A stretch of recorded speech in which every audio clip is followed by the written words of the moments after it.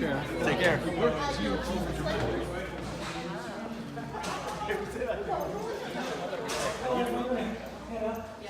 Hey, enjoy the event.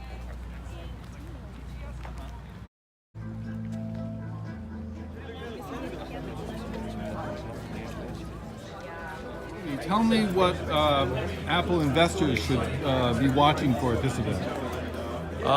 They should be watching to see if there's like a ceiling to the building, or are they not in the building? What should investors be taking away from this?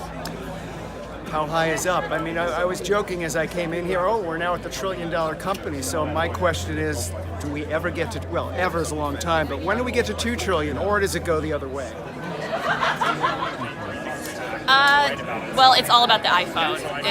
That's 2/3 of Apple's revenue, and it's their biggest product category no matter what. Even though the services are growing, everything's growing, still the iPhone, which is why we're all here today. What should Apple investors be watching for today? How they're going to grow the iPhone market beyond just the units being sold, the services they can attach to it, the accessories they can attach to it, and how they can derive greater value for Investors take away from this. I would say look at the change from last year.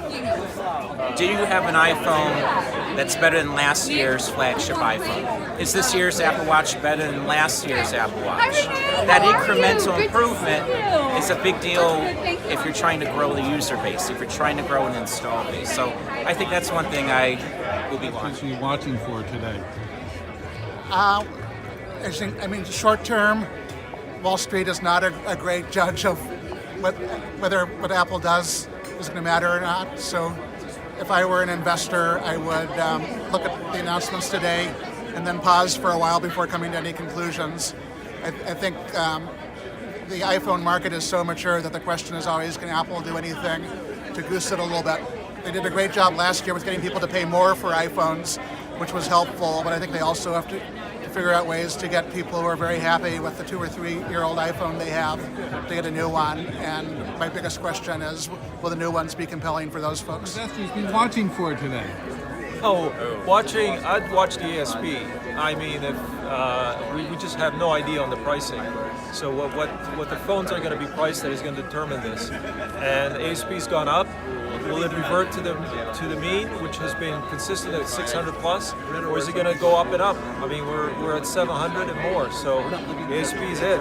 I'd be watching how Apple's efforts in silicon continue to give them a lead over the competition, both from a software and experience standpoint. It'll be a sort of an unmissed story, I think, the growing story for silicon, but it's really one of those things that gives them a huge differentiator in the market. And so I think that feeds Horace's ASP point, but also continues to show why people will be loyal and buy more of these products. Watching for today. Wow, I'm not the person to ask about Apple investment at all. Watching for today. Well, obviously the products, but one thing to be really key to understand is that Apple's ability to create their own technology that impacts the actual final products is actually a really big thing. Apple does vertical integration better than any other company. And they own the IP in semiconductors and a lot of their components and the things that they do. And I would be watching for what's inside the products, not only the products themselves.